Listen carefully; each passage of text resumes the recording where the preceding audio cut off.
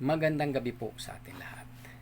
Pag-usapan po natin ngayon ang patungkol sa halimaw na may 10 sungay at 7 ulo.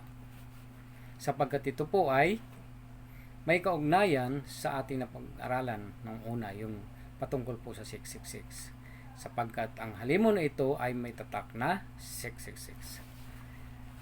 Ang sabi nga po sa Revelation 13, verse 1 ng ganito: pagkatapos ay nakita ko ang umahon sa dagat ang isang halimaw na may 7 ulo at 10 sungay.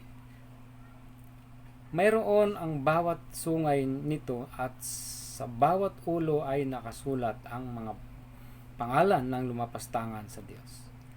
Ang halimaw ay parang leyon ang mga paa nito, tulad ng mga paa ng uso, at ang bibig ay parang bibig ng leon. Ibinigay ng dragon sa halimaw ang kanyang sariling lakas, trono at malawak na kapangyarihan. At ang isa sa mga ulo na halimaw ay parang may sugat na nakakamatay, ngunit ito'y gumagaling. Humanga ang buong daigdig sa nangyari. Ito ay ang nasusunod nila sa halimaw. Sinabi ng lahat ng tao ang dragon. Ang lahat ng tao ang dragon, sapagkat ibinigay nito ang kanyang kapangyarihan sa halimaw. So ayan po, pag-usapan natin yung halimaw na may 10 sungay at 7 ulo. Ano po yung 10 sungay?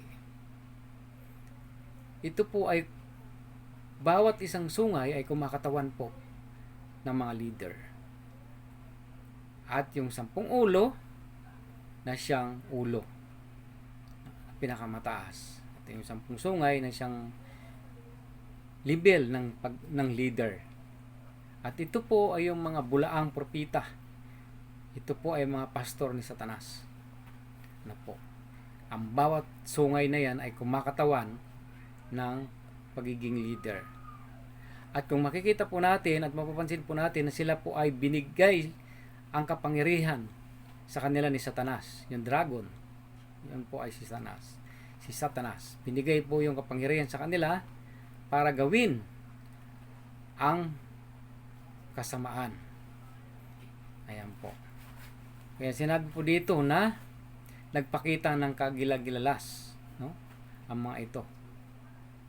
So, kung titingnan po natin, yung halimaw ay siya rin po, ang kahulugan po ng halimaw na ito ay isang tao rin po. Kaya yung halimaw na ito ay isang tao rin po na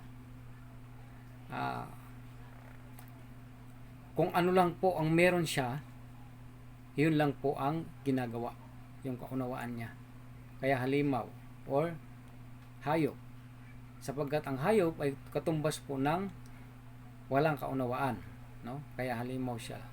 Kung ano lang ang meron, ano po ba ang pag-ugali ng hayop o halimaw? Kung ano ang kanilang maibigan, yun ang gagawin. Halimbawa, kumain, yun lang po ang ginagawa. So kaya po doon pinapatungkol ang mga bagay na ito para malaman natin sa pamamagitan ng matalinong pag-aaral. So kaya yung halimaw po ay walang kaunawaan. Ang ibig sabihin ng beast sa English, yun po ay isang tao na walang kaunawaan sa salita ng Diyos, kundi kung ano meron siya, yun lang po ang ginagawa.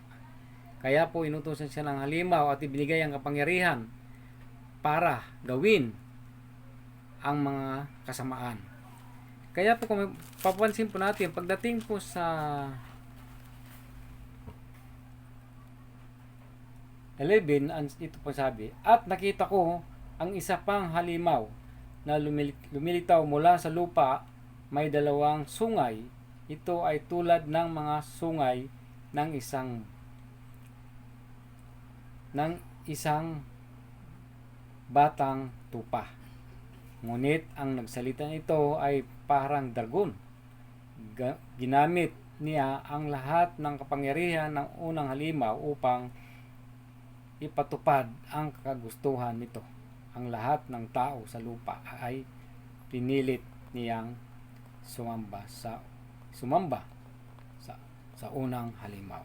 Ayan po. So kung titingnan po natin, ay isa lang po yung kanilang layunin. Ang gawin, yung kung ano ang naiibigan nila. Ayan po.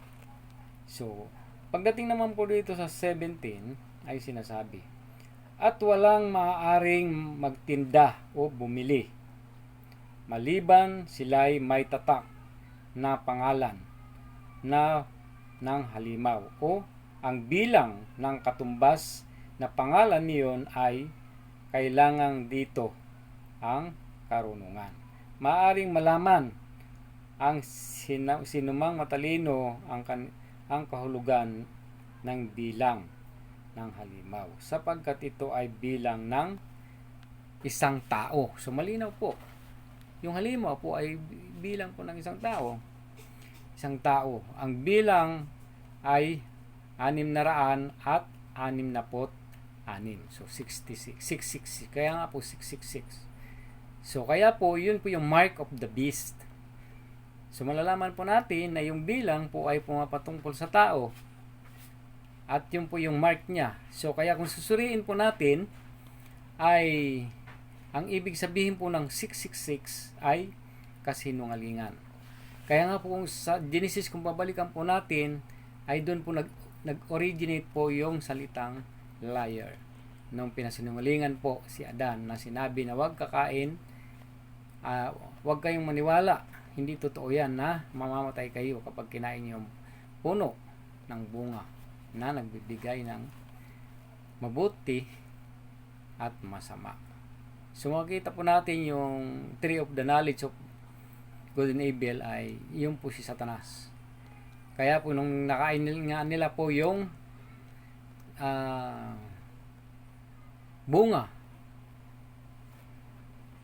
Actually po hindi po literal na bunga ang sinasabi po dito, kundi yung po yung kasinungalingan na ipinapakalat ni Satanas.